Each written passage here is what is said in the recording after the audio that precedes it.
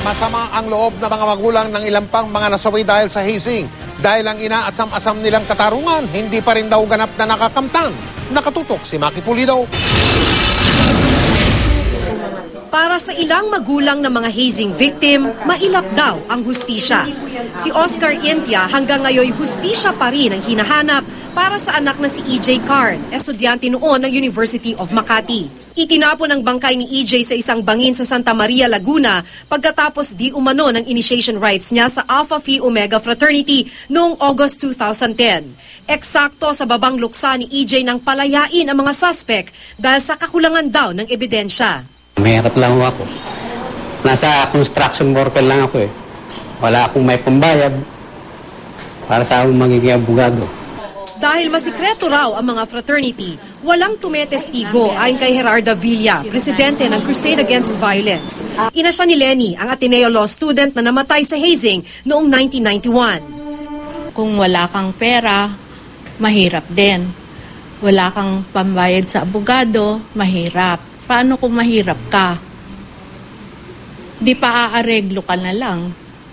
Ayon kay Mrs. Villa, protektado rin daw ng mga alumni ng fraternity ang mga miyembrong estudyante pa.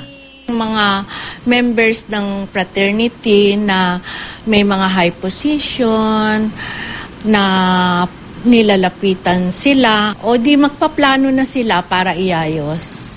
Sigurado yon na nagtatakipan sila,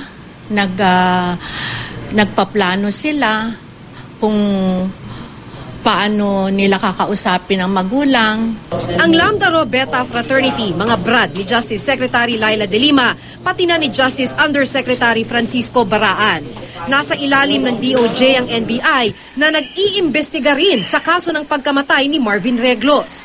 Kahapon nang dumulog sa NBI ang Grand Roa na si Eduardo Escobal, sinabi ni De Lima na hindi pa ito suspect. Pero tinitiyak daw nila na hahabulin ang mga may sala sa pagkamatay ni Marvin, brad man o hindi. Wala rin naman daw hihinging pabor ang fraternity sa mga brad at sis nilang nakapwesto sa gobyerno.